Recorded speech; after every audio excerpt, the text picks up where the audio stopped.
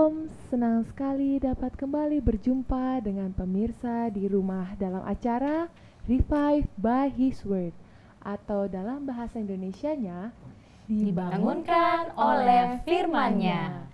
Ini merupakan bacaan Alkitab di mana seluruh umat Advent di seluruh dunia akan membaca Alkitab satu pasal satu hari bersama keluarga. Pada hari ini kita akan membaca Ayub 18 bersama saya, Olga Situmorang, dan rekan saya Kartini Lumbarnaja dan saya Sofrin Sringoringo yang akan membacakan ayat dan memberikan penjelasan. Pada saat ini, marilah kita membuka acara kita dengan berdoa yang akan dibawakan oleh Sofrin Sringoringo. Kita berdoa. Terima kasih Bapak untuk kesempatan di mana kami boleh berkumpul dengan keluarga kami. Saat ini kami satukan hati, kami mau belajar daripada Ayub pasal yang ke-18. Biarlah Engkau menuntun kami sehingga kehidupan kami dapat diubahkan melalui kisah Ayub yang akan kami baca. Terima kasih Bapak untuk kasih Tuhan, terima kasih untuk kami yang ada di tempat ini. Biarlah melalui hikmat Tuhan kami boleh membagikan apa yang akan kami bacakan saat ini. Dalam nama anak-Mu Yesus Kristus kami berdoa dan bersyukur, amin. Maka Bildad orang Sua menjawab, "Bilakah engkau habis bicara? Sadarilah baru kami akan bicara. Mengapa kami dianggap binatang? Mengapa kami bodoh dalam pandanganmu? Engkau yang menerkam dirimu sendiri dalam kemarahan. Demi kepentinganmu kah bumi harus menjadi sunyi dan gunung batu bergeser dari tempatnya? Bagaimanapun juga terang orang fasik tentu padam, dan nyala apinya tidak tetap bersinar. Terang di dalam kemahnya menjadi gelap, dan pelita di atasnya padam. Langkahnya yang kuat terhambat, dan pertimbangannya sendiri menjatuhkan dia. Karena kakinya sendiri menyangkutkan dia dalam jaring, dan di atas tutup lubang ia berjalan. Tumitnya tertangkap oleh jebak, dan ia tertahan oleh jerat. Tali tersembunyi baginya di dalam tanah. Perangkap terpasang baginya pada jalan yang dilaluinya. Kedahsyatan mengejutkan dia di mana-mana dan mengejarnya di mana juga ia melangkah. Bencana mengidamkan dia, kebinasaan bersiap-siap menantikan dia jatuh. Kulit tubuhnya dimakan penyakit, bahkan anggota tubuhnya dimakan oleh penyakit parah.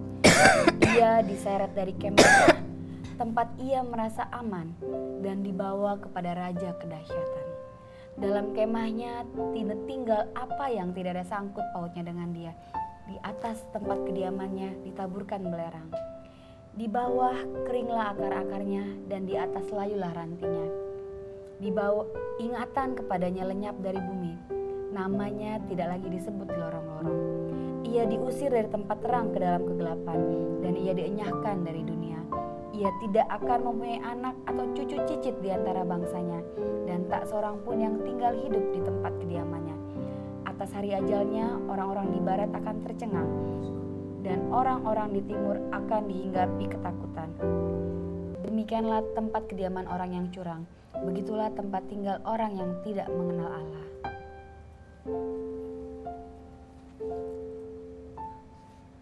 Pemirsa, jika kita melihat lebih dalam bagaimana tanggapan daripada sahabat Ayub sendiri mengenai diri Ayub sendiri, ketika Ayub sudah memberikan penuturan-penuturan tentang bertanyalah kepada burung, bertanyalah kepada hewan-hewan yang ada di udara. Sahabatnya sendiri merasa tersinggung. Dikatakan, kamu pikir kami ini binatang? Kenapa kami harus bertanya juga kepada binatang seperti di sini tertulis? Dan apakah bumi harus kosong cuman karena masalah kamu saja? Jadi seolah-olah memang sahabat-sahabat Ayub melihat bahwa betapa Ayub ini sepertinya melebih-lebihkan akan dirinya sendiri. Dan bahkan mereka berpikir bahwa Ayub ini terlalu menyatakan dirinya bahwa dia berada di pihak Allah. Dan kata-kata ini sebenarnya dilemparkan kepada Ayub sendiri. Dikatakan bahwa terang orang fasik itu sendiri akan lama-lama akan sirna. Dan pada saat ini sahabat Ayub sendiri menuduhkan kepada Ayub bahwa dialah orang fasik tersebut, di mana banyak sekali keterangan-keterangan yang diberikan di dalam Terang di dalam kemahnya menjadi gelap dan pelita di atasnya padam. Langkahnya yang kuat terhambat dan pertimbangannya sendiri menjatuhkannya dia. Karena kakinya sendiri menyangkutkan dia dalam jaring dan di atas tutup pelubang ia berjalan. Tumitnya tertangkap oleh jebak dan ia tertahan oleh jerat. Dan lain sebagainya dituduhkan kepada Ayub sendiri.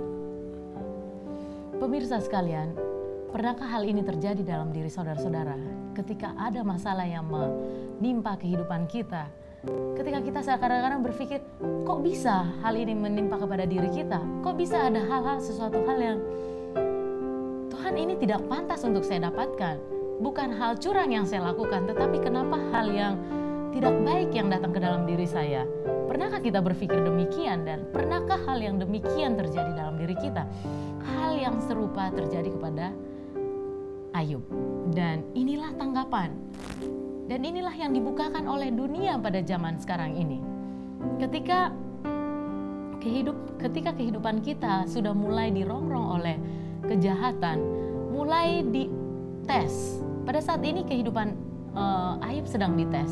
Kehidupannya bukan sesuatu hal yang kejahatan yang dia bikin maka terjadi dampak yang buruk. Tetapi ini adalah ujian kepada iman daripada Ayub itu sendiri. Ketika iman kita diuji, ketika hal-hal yang di dalam mata orang dunia adalah hal yang sangat najis atau sangat menjijikan seperti kulit, penyakit kulit, kusta, bau.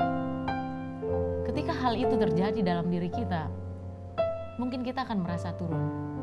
Dan kita akan merasa ragu-ragu terhadap Tuhan kita. Dan ketika kita berdiri teguh terhadap Tuhan kita, maka dunia akan melemparkan kita. Dunia akan memutarbalikkan fakta bahwa Tuhan sedang marah terhadap engkau.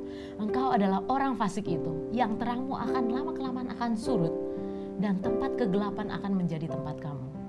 Dan dunia juga akan mengatakan bahwa di dalam tempat yang gelap itu akan sangat mengerikan. Dan ini adalah konsep-konsep modern pada zaman sekarang ini. Di dalam dunia orang mati terdapat kehidupan. Kehidupan yang mengerikan. Tetapi apa yang dikatakan Alkitab? Manusia yang telah mati akan kembali menjadi debu tanah. Dan pada saat Tuhan kita datang, maka akan ada kesempatan. Tulang belulang dari seluruh penjuru bumi akan dipersatukan. Yang di timur akan dipersatukan jika itu ada di timur. Jika itu ada di barat akan dipersatukan menjadi utuh. Meskipun tulang belulang itu telah berpencar-pencar kemanapun, sudah menjadi debu dan tanah. Namun tidak ada dikatakan dalam Alkitab bahwa ada kehidupan di dalam kematian. Namun di sini dikatakan di bawah keringlah akar-akarnya dan di atas layulah rantingnya. Ingatan kepadanya lenyap dari bumi, namanya tidak lagi disebut di lorong-lorong. Ia diusir dari tempat terang ke dalam kegelapan dan ia dienyahkan dari dunia. Ia tidak akan mempunyai anak atau cucu cicit di antara bangsanya dan tak seorang pun yang tinggal hidup di tempat kediamannya. Atas hari ajalnya orang-orang di barat akan tercengang dan orang-orang di timur akan dihinggapi ketakutan. Sahabat, para pemirsa sekalian, jangan tertipu dengan ajaran-ajaran modern pada saat ini. Tidak ada yang namanya ketika saya meninggal tidak ada namanya hantu Kartini. Tidak ada seperti itu. Dan hantu Kartini yang ditakuti tidak ada seperti itu. Yang ada adalah Kartini meninggal menjadi debu dan tanah. Dan ada pengharapan ketika Yesus datang yang kedua kali. Dan inilah ketika sahabat kita sudah mulai mencaci maki, mencela akan kita, tetaplah berdiri teguh. Sebagaimana Ayub meminta pembelaannya kepada Tuhan. Biarlah firman ini, biarlah kita dibangunkan oleh firman ini. Tidak ada masalah yang tidak bisa diatasi oleh Tuhan kita. Tidak ada kesalahan yang tidak bisa diampuni oleh Tuhan kita jika kita mau berhenti dari dosa kita tersebut. Mari dan kita doakan bahwa kita akan melalui hidup kita sepanjang hari ini berjalan bersama dengan Tuhan. Sahabat-sahabat, mari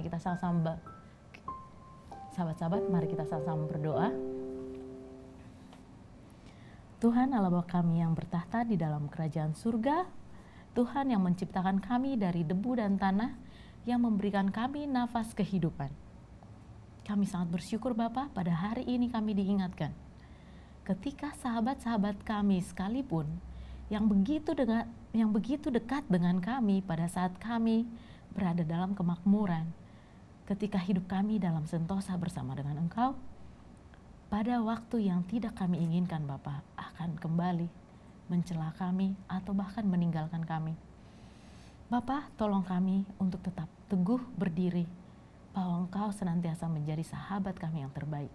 Kami tidak rindu, kami tidak ingin, dan kami tidak mau Bapa, ketika sahabat kami memutarbalikkan firman-Mu, menuduh kami bahwa kami adalah pelaku kejahatan, menuduh kami bahwa Engkau telah berpaling daripada kami. Kami yakin dan percaya Engkau selalu bersama-sama dengan kami ketika kami mau untuk dipimpin, untuk dituntun dalam kehidupan kami sehari-hari. Tolong kami Bapa untuk berdiri teguh, dan biarlah kami dapat senantiasa mengingat bahwa firman-Mu akan membangunkan kami, membangkitkan kami dari kerohanian kami. Bapa, biarlah kami sepanjang hari ini dapat menjadi anak-anak-Mu, anak-anak-Mu yang dapat memberikan, menyatakan kasih-Mu kepada dunia, kepada orang-orang yang kami bertemu pada hari ini.